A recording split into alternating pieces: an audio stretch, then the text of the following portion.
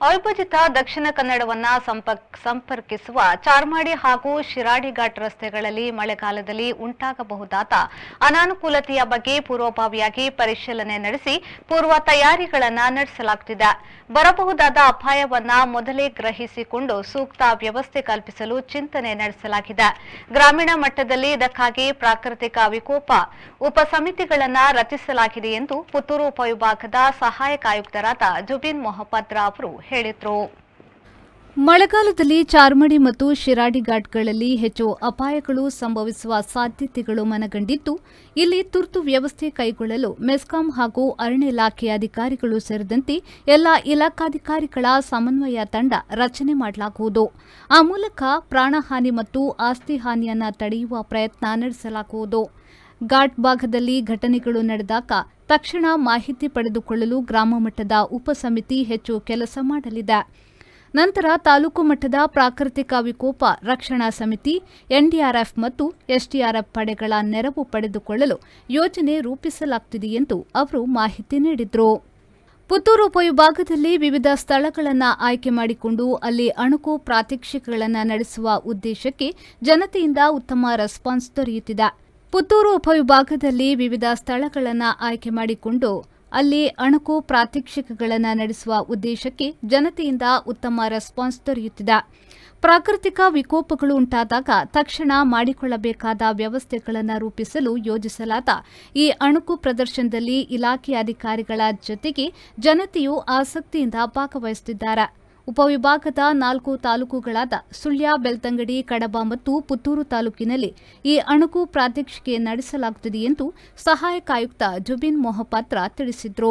ಅತ್ಯಂತ ಅಪಾಯಕಾರಿಯಾಗಿರುವ ಸಿಡಿಲ ಆಘಾತ ದಕ್ಷಿಣ ಕನ್ನಡ ಜಿಲ್ಲೆಯಲ್ಲಿ ಹೆಚ್ಚಾಗುತ್ತಿರುವುದರಿಂದ ಇದನ್ನು ತಡೆಯಲು ಮಿಂಚುಬಂಧಕ ನಿರ್ಮಾಣದ ವ್ಯವಸ್ಥೆಯ ಬಗ್ಗೆ ಪರಿಶೀಲನೆ ನಡೆಸಲಾಗುತ್ತಿದೆ.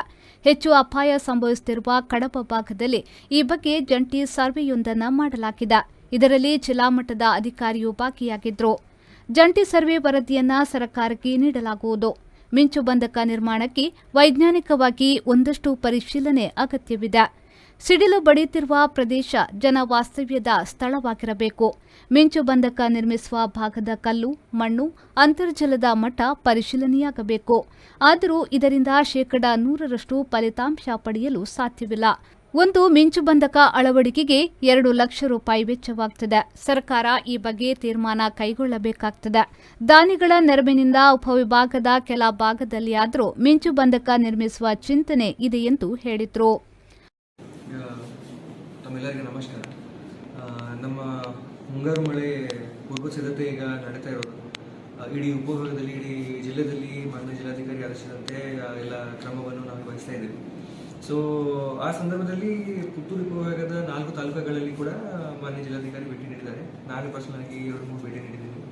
ಎಲ್ಲಿ ಅಪಾಯಕಾರಿ ಇರುವಂಥದ್ದು ಜಾಗಗಳು, ಸ್ಥಳಗಳು ನಮಗೆ ಕಂಡು ಬಂದಿದೆ, ಅದರ ಬಗ್ಗೆ ಕೂಡ ನಾವೇ ಸ್ಪೆಸಿಫಿಕ್ ಪ್ಲಾನ್ ಇಟ್ಟು ಆ ಸ್ಥಳಕ್ಕೆ ನಾವೇ ಒಂದು ಲೋಕಲೈಸ್ಡ್ ಪ್ರದೇಶ ಲೆವೆಲ್, ಒಂದು ಸ್ಥಳೀಯ ಲೆವೆಲ್ ಪ್ಲಾನ್ ಕೂಡ ಮಾಡ್ಕೊಂಡಿದ್ದೀವಿ. ಉದಾಹರಣೆಗೆ ಒಂದು ಉಪ್ಪಿನಂಗಡಿ ಒಂದು ಪ್ರತಿ ವರ್ಷ ಕಳೆದ ವರ್ಷಗಳಲ್ಲಿ ಕೂಡ ಪ್ರವಾಹ ಆಗುವಂಥದ್ದು ಅಪಾಯಕಾರಿ ಸ್ಥಳ ಅಂತ ಕಂಡು ಬಂದಿತ್ತು. ಅದರಿಂದ ಅಲ್ಲಿ ಉಪ್ಪಿನಂಗಡಿ ರಾಷ್ಟ್ರೀಯ ಹೆದ್ದಾರಿ ಕೆಲಸ ಕೂಡ ನಡೀತಾ ಇರೋದು. ಅದರಿಂದ ಅಲ್ಲಿ ಹೇಗೆ ಒಂದು ಕೆಲಸ ಮಾಡಿ ಎಷ್ಟು ಒಂದು ಸಮಯ ಮಿತಿ ಒಳಗೆ ಆ ಕೆಲಸ ಮುಗಿದರೆ ನಮ್ಮ ಜನರಿಗೆ ಅನುಕೂಲ ಆಗಿರ್ತದೆ ಅಂತ ಕೂಡ ಪ್ಲಾನ್ ಮಾಡಿ ನಾವೇ ತಿಳಿಸಿದ್ವಿ. ಅದು ಕೆಲಸ ಕೂಡ ಆಗ್ತಾ ಉಂಟು, ಸಮಯಪೂರ್ವಕವಾಗಿ ಆಗ್ತಾ ಉಂಟು. ಬಟ್ ಈಗ ಮುಂಗಾರು ಮಳೆ ಫಸ್ಟ್ ಶಾವರ್, ಮೊದಲಿನ ಮಳೆ ಈಗ ಶುರು ಆದಾಗ ಕೂಡಲೇ ಸ್ವಲ್ಪ ಡಿಲೇ ಆಗಬಹುದು ಅಂತ ಅನ್ಸುತ್ತೆ. ಸೊ 2 ವಾರ ಟೈಮ್ ಕೊಟ್ಟಿದ್ದೀವಿ ನಾವು. ಸೊ ಅದು 2 ವಾರ, ಈಗ 2.5 ವಾರ, 3 ವಾರ ಕೂಡ 3 ವಾರಕ್ಕೆ ಕೂಡ ಹೋಗ್ಬಹುದು ಕೆಲಸ. ಬಿಕಾಸ್ ಮಳೆ ಬಂದ್ರೆ ಅಲ್ಲಿ JCB ತಗೊಂಡೋಗಿ ಕೆಲಸ ಮಾಡೋಕ್ಕೆ ಅವರಿಗೆ ಆಗುದಿಲ್ಲ.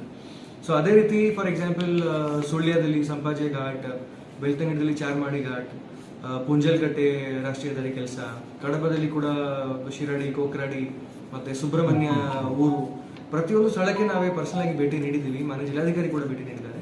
ಸೊ ಅದಕ್ಕೆ ಅಲ್ಲಿ ಕೂಡ ಸ್ಥಳೀಯವಾಗಿ ಏನೇನು ಸಂಪನ್ಮೂಲ ಇದೆ, ರಿಸೋರ್ಸಸ್, ಉಪಕರಣಗಳು, ನಮ್ಮ ಸ್ಟಾಫ್ಸು, ಅಧಿಕಾರಿಗಳು, ಸಿಬ್ಬಂದಿಗಳು ಎಲ್ಲರಿಗೆ ಸೇರಿಸಿ ನಾವೇ ಚರ್ಚೆ ಮಾಡಿ ಒಂದು ಲೋಕಲೈಸ್ ಪ್ಲಾನ್ ಕೂಡ ಇಟ್ಟಿದ್ವಿ.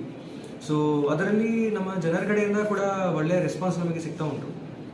ಉದಾಹರಣೆಗೆ ಹಿಂದಿನ ವಾರ ಮಾನ್ಯ ಜಿಲ್ಲಾಧಿಕಾರಿ ಭೇಟಿ ನೀಡುವಾಗ ಕೆಲವು ಲೋಕಲ್ ಜನ ಕೂಡ ನಮಗೆ ಸೇರಿಸಿದರು. ಯಾವಾಗಲೇ ಲೋಕಲ್ ಜನರು ಯಾರು ಇರ್ತಾರೆ, ಸ್ಥಳೀಯ ಪ್ರದೇಶದಲ್ಲಿ ವಾಸ ಮಾಡ್ತಾರೆ, ಅವರಿಗೆ ಜಾಸ್ತಿ ಮಾಹಿತಿ ಇರ್ತದೆ, ಅವರಿಗೆ ನಾಲೆಜ್ ಇರ್ತದೆ. ಅವರ ಅನುಭವಕ್ಕಿಂತ ನಮಗೆ ತುಂಬಾ ಕಲಿಕೆಯನ್ನು ಕೂಡ ಸಿಗ್ತದೆ, ಪಾಯಿಂಟ್ ಸಿಗ್ತದೆ. ಸೊ ಅವರು ಕೂಡ ಬಂದು ತುಂಬಾ ಈ ತರ ಅಪಾಯಕಾರಿ ಸ್ಥಳಗಳು ನಮಗೆ ತೋರಿಸಿದ್ರು, ಹೇಗೆ ಅವರು ಮೊದಲಿಂದ ಮ್ಯಾನೇಜ್ ಮಾಡ್ತಾ ಇದ್ದಾರೆ, ನಿರ್ವಹಣೆಯಲ್ಲಿ ಮಾಡ್ತಾ ಇದ್ದಾರೆ ಅಂತ ಕೂಡ ತಿಳಿಸಿದರು. ಅದು ಎಲ್ಲ ಪಾಯಿಂಟ್ಸ್ ಕೂಡ ನಮಗೆ ತುಂಬಾ ಅನುಕೂಲ ಆಗಿರ್ತದೆ. We can learn a lot from these experiences. So ಅದರಿಂದ ಎಲ್ಲ ಕಡೆ ಇಲ್ಲಿ ಪುತ್ತೂರಲ್ಲಿ ಕೂಡ ನಾನೇ ರಾಜಕಾಲುವೆ ಕ್ಲೀನಿಂಗ್ ನಾವೇ ಶುರು ಮಾಡಿ ಅಲ್ಲಿ ಅರ್ಬನ್ ಫ್ಲಡಿಂಗ್ ಆಗಬಾರದು ಅಂತದ್ದು ಒಂದು ಪ್ರಯತ್ನ ಪಡುವಾಗ ಕೂಡ ತುಂಬಾ ಲೋಕಲ್ ನೆರೆ ಬರ್ತದೆ ನೋಡಿ, ಆರ್ಟಿಫಿಷಿಯಲ್ ಫ್ಲಡ್ ಬರ್ತದೆ. ಯಾಕೆಂದ್ರೆ ನೀರು ಹರಿತಾ ಹೋಗ್ಲಿಕ್ಕೆ ಚಾನೆಲ್ ಬ್ಲಾಕ್ ಆಗಿರ್ತದೆ. ಅದರಿಂದ ಆವಾಗ ಕೂಡ ಲೋಕಲ್ ಜನರು ಅಲ್ಲಿ ಒಬ್ಬರದ್ದು ಮನೆ ಇತ್ತು, ಅವರು ಕೂಡ ಬಂದು ಅವರ ಎಕ್ಸ್ಪೀರಿಯನ್ಸ್ ತಿಳಿಸಿದರು. ಸೊ ಆ ತರ ಜನರ ಕಡೆಯಿಂದ ಕೂಡ ಒಳ್ಳೆಯ ರೆಸ್ಪಾನ್ಸ್ ಸಿಗ್ತಾ ಉಂಟು.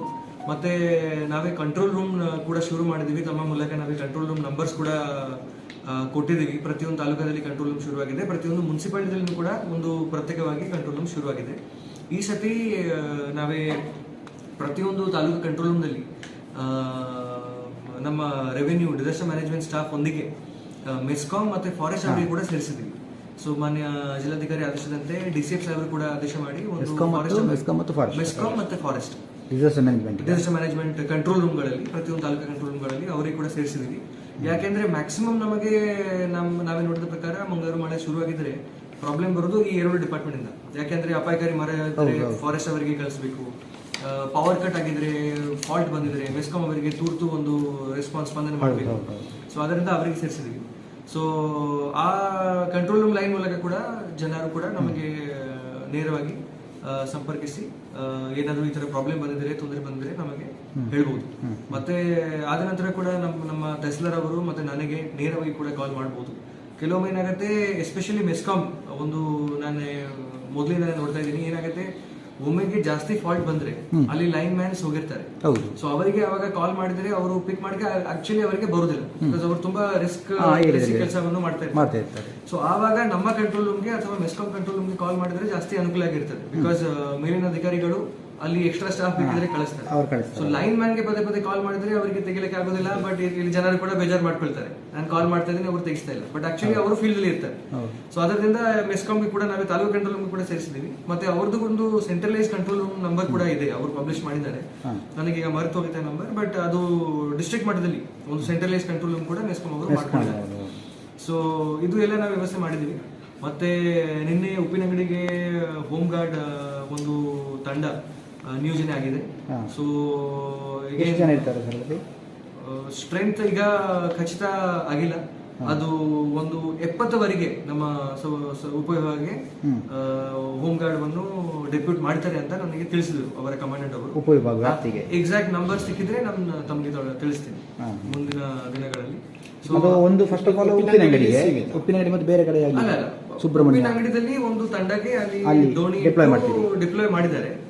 ಬೇರೆ ಇಡೀ ಉಪವಿಭಾಗಕ್ಕೆ ಕೂಡ ಇನ್ನೂ ತಂಡಗಳು ಬರ್ತದೆ. ಟೋಟಲ್ ಸ್ಟ್ರೆಂತ್ 70ವರೆಗೆ ಬರುತ್ತೆ ಅಂತ ನನಗೆ ಕಮಾಂಡೆಂಟ್ ಅವರು ನಿನ್ನೆ ಕಾಲ್ ಮಾಡಿ ಮಾಹಿತಿ ಕೊಟ್ಟಿದ್ರು. ಲಭ್ಯ ಅವೈಲಬಿಲಿಟಿ ಇದೆ ಈಗ ಎಮರ್ಜೆನ್ಸಿ ಪ್ಲಾನ್ ಏನಾದ್ರು ಅದು ಫಂಡ್ ಇದೆಯಾ ಇಲ್ಲ ಅಂದ್ರೆ ಜನರಿಗೂ ಸ್ವಲ್ಪ ಗೊಂದಲ. ಅದು ತಾಲೂಕಾ ಮಟ್ಟದಲ್ಲಿ ಇರ್ತದೆ. ಸೊ ನಾನು ನಿಮಗೆ ಮುಂದಿನ ದಿನಗಳಲ್ಲಿ ತಿಳಿಸ್ತೀನಿ ಖಚಿತಪಡಿಸಿಕೊಂಡು. ಯಾಕೆಂದ್ರೆ ಈಗ ತಮಗೆ ಗೊತ್ತಿರೋ ಪ್ರಕಾರ ಕೆಲವು ಕಡೆ ಅಪಘಾತ ಆಗ್ತಾ ಉಂಟು, ಹಾನಿ ಆಗ್ತಾ ಉಂಟು. ಅದಕ್ಕೆ ಅದು ಒಂದು ರನ್ನಿಂಗ್ ಅಕೌಂಟ್ ತರ ಇರ್ತದೆ. ಯಾವ್ದೋ ಒಂದು ಹಾನಿ ಆಗಿದ್ರೆ ಅದು ನಾವೇ 24 ಗಂಟೆ ಒಳಗೆ ತಹಸೀಲ್ದಾರ್ಗೆ ಇರ್ತದೆ PD ಅಕೌಂಟ್. ಸೊ ಅವರು SDRF ಗೈಡ್ಲೈನ್ಸ್ ಇದೆ, NDRF ಫಂಡ್ ಕೂಡ ಒಂದು ಗೈಡ್ಲೈನ್ಸ್ ಇದೆ.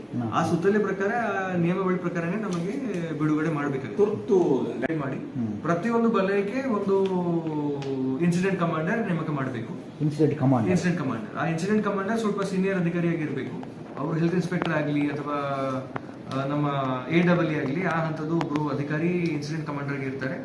ಅವರ ಕಮಿಟಿದಲ್ಲಿ ಕೂಡ ಅದೇ ರೀತಿ ಗ್ರಾಮ ಪಂಚಾಯತ್ ತರ ಬೇರೆ ಬೇರೆ ಇಲಾಖೆಯಿಂದ ತುರ್ತು ಸೇವೆ, ಅಗತ್ಯ ಸೇವೆ ಕೊಡುವಂತದ್ದು ಸ್ಟಾಫ್ಗಳು ಕೂಡ ಅದರಲ್ಲಿ ಇರ್ತಾರೆ. ಮತ್ತೆ ಆ ಸಮಿತಿಗೆ ಕೂಡ ಲೋಕಲೈಸ್ಡ್ ನಾವೇ ಇಕ್ವಿಪ್ಮೆಂಟ್ಸ್ ಕೊಡ್ತೀವಿ, ಉಪಕರಣಗಳು.